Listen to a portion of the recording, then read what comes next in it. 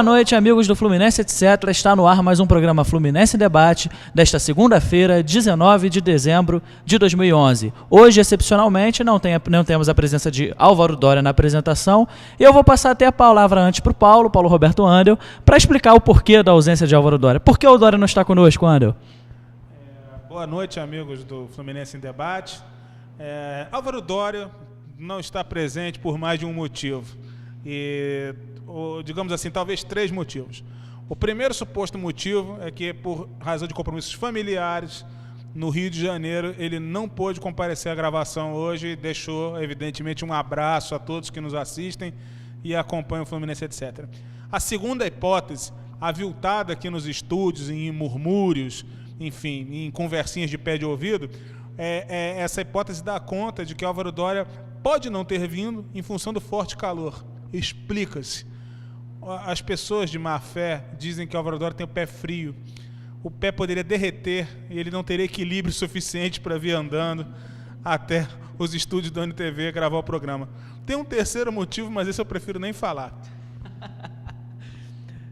Vejam vocês, então hoje, excepcionalmente, eu volto à apresentação do Fluminense Debate. Claro que eu não tenho a mesma categoria que o Doria, mas vou tentando aprender a fazer a apresentação aqui cada vez melhor.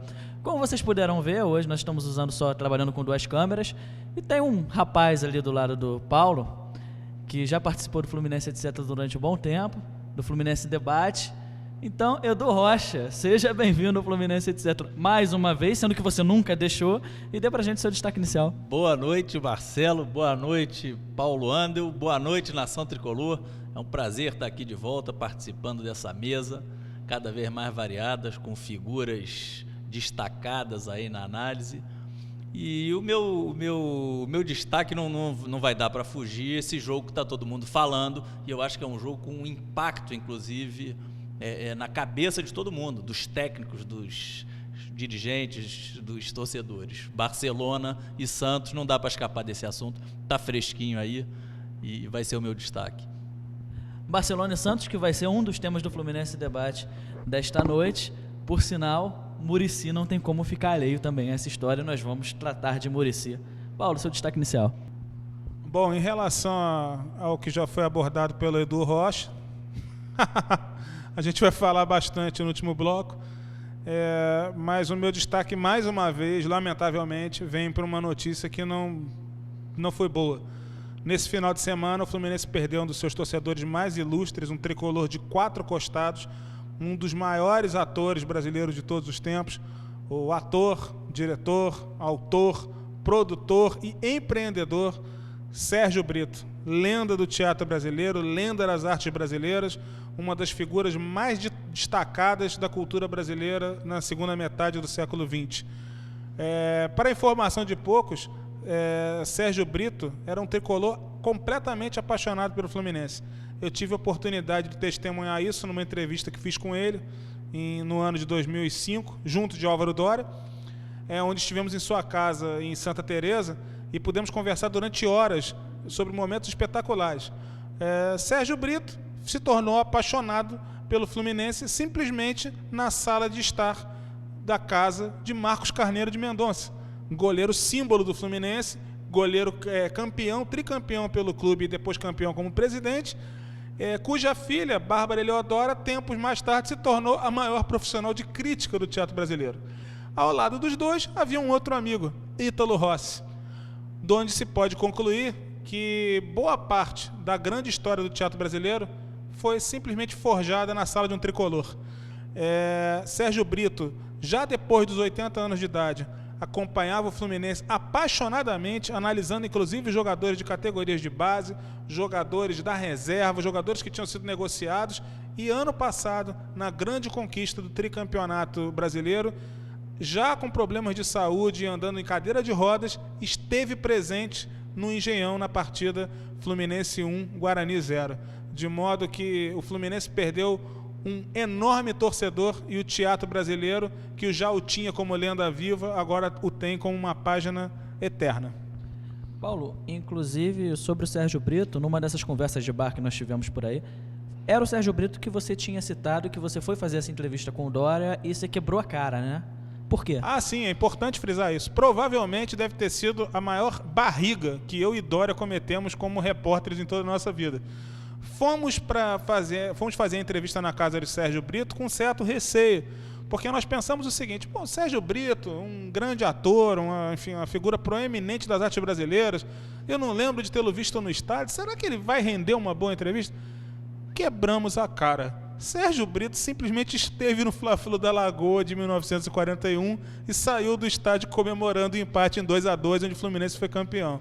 Sérgio Brito foi companheiro de bar de Preguinho, no Bar Lamas. Preguinho, o maior atleta da história do Fluminense. Sérgio Brito frequentou a casa de Marcos Carneiro de Mendonça. Gente, ele foi a história do Fluminense. E não bastasse isso, ainda aproveitou o seu tempo livre para se tornar um dos maiores atores do teatro brasileiro.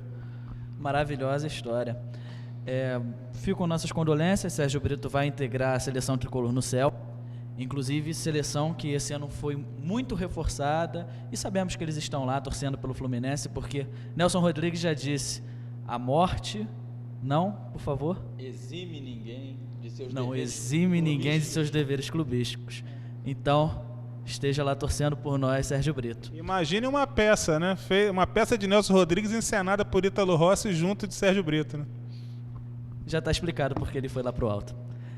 Falando agora de futebol, dos meandros, especulação é normal. Fala-se sobre possíveis contratações do Fluminense, quem pode chegar, quem pode ir. Vamos falar de Thiago Neves, esse assunto que movimentou a imprensa esportiva nos últimos dias. Mas agora estão especulando o gerente de futebol. Rodrigo Caetano deixou o Vasco. É uma obsessão do Celso Barros, isso aí é fato notório. Todo mundo sabe que o Celso Barros, antes de pensar em trazer o Marcelo Teixeira para o Fluminense, antes de o Teixeira ser efetivado como gerente de futebol, tentou tirar o Rodrigo Caetano do Vasco da Gama. Vocês enxergam isso como vocês enxergam essa questão, essa possível vinda do Rodrigo Caetano, Edu?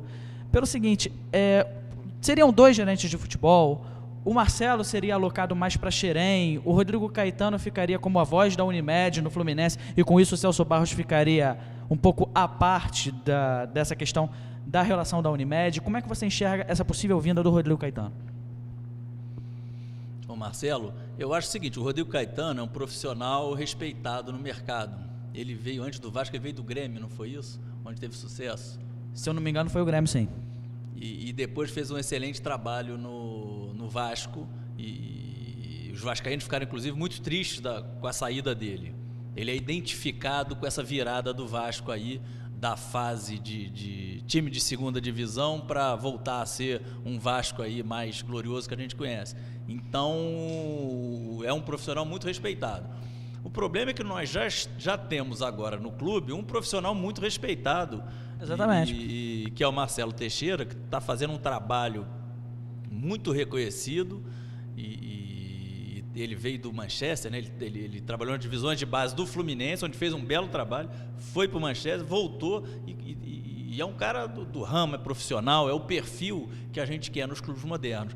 E aí eu acho o seguinte, o Rodrigo Caetano, todo mundo gostaria de ter o Rodrigo Caetano e com certeza ele vai se encaixar rápido, mas a gente já tem o Marcelo Teixeira, então eu acho que fica sem espaço para 2. Eu acho complicado os 2, botar os 2 lá dentro ao mesmo tempo. E os 2 são ótimos, a impressão que eu tenho é essa. Paulo, a pergunta que eu faço para você é mais ou menos igual que eu fiz com o Edu, mas acrescentando um pormenor. Vale a pena você investir tanto para contratar um gerente de futebol, já tendo o Marcelo Teixeira, que é super respeitado, como bem disse o Edu Rocha? Quando vocês começaram a dissertar sobre o assunto, eu não tive como me furtar uma questão bem-humorada. O Fluminense, nos últimos anos, tem se esmerado em contratar jogadores, às vezes, em excesso para determinadas posições, em detrimento de outras. Então, me passou pela cabeça se esse excesso também não ia chegar à questão da dirigência. Você ter 2 ou 3 gerentes para a mesma função. A minha opinião é muito parecida com a do Marcelo, com a do Edu.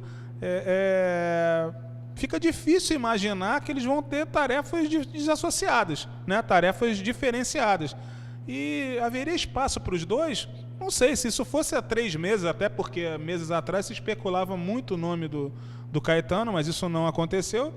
Depois que o Marcelo Teixeira veio, eu comecei a achar isso meio sem sentido. Agora, a grande imprensa especula que o pedido de demissão do Rodrigo Caetano estava diretamente atrelado ele já está acertado com um grande clube do Rio. Então fica agora a expectativa de saber se realmente vai ter essa composição no Fluminense, vai ter essa adaptação, se o Teixeira vai para a base, vai concentrar a base e o Rodrigo Caetano vira uma espécie de homem forte da Unimed no clube. Não sei, a conferir. Inclusive o Marcelo Teixeira, saiu uma notícia hoje na grande mídia, que ele é favorável à vinda do Caetano. Ele falou que não se opõe, que qualquer profissional competente que possa agregar a nova gestão do Fluminense, a nova gestão não, né? A gestão do Fluminense, não dá para chamar essa gestão mais de nova, já passou um ano, a gestão do Fluminense seria bem-vindo. Então é aquela situação, dentro do Fluminense já existe uma certa aceitação mesmo do Marcelo Teixeira com a vinda do Rodrigo Caetano. Resta saber se ela vai se confirmar. A princípio parece que estamos caminhando para isso. Prezados, está acabando, né? Está terminando o primeiro bloco, então vou trazer à tona um assunto para a gente poder debater aqui antes do bloco se esvair. Centro de treinamento do Fluminense, esse assunto foi inclusive sugerido pelo Marcos, que é leitor do Fluminense, etc. Prezamos muito por você, gostamos muito de você, seus comentários são excelentes. Gente, Xerém, dá para o Fluminense treinar em Xerém? Por que eu pergunto isso? O investimento que a gente sabe que já foi feito em Xerém já é de 2, 3 milhões esse ano, pela gestão Peter Sinsen. Xerém está sendo recuperada. E, ao ser perguntado numa entrevista, o Peter disse que não seria possível que o Fluminense treinasse em Xerém por causa da distância.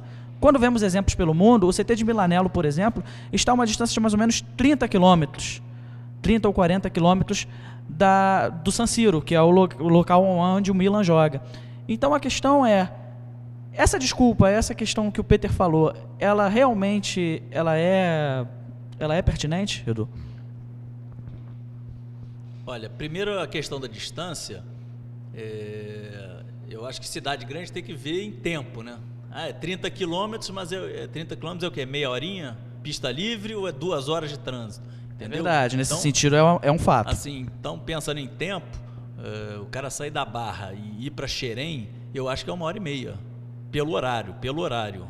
Então, em princípio, eu não acho uma boa não, porque o cara, 1h30 para ir, 1h30 para voltar, é um desgaste físico, emocional, tudo, e tudo isso tem que ser pesado. Você pode dar a solução de sair um ônibus, ele vai dormindo, tem um ônibus só para isso, para levar e trazer, mas eu também já ouvi argumentos contra a ideia de o time titular treinar junto com a divisão de bases e que essas coisas tinham que ser separadas, divisão de base e time titular. E eu acho que a gente vai caminhar para ter um centro de treinamento, se não for aquele que estava sendo falado aí, o Banana Golf, vai ser outro, mas eu acho que isso é reversível. E que me parece o que dificultou demais no fechamento com o Banana Golf é a história do Fluminense, está com aquelas penhoras todas. O Fluminense não pode comprar nada que pode ser penhorado logo depois. Agora, com a volta do trabalhista, ao ato trabalhista, o Fluminense voltou a ter um mínimo de capacidade de planejamento. Antes não tinha isso, né? Então, eu acho que tem que procurar um centro de treinamento mais próximo e deixar separado das divisões de base. É um fato, a volta do autotrabalhista realmente pode trazer essa possibilidade do centro de treinamento, uma promessa do Peter para o ano que vem, é possível. Infelizmente, o tempo do primeiro bloco do Fluminense Debate acabou. Voltamos já com a opinião do Paulo sobre a questão do CT.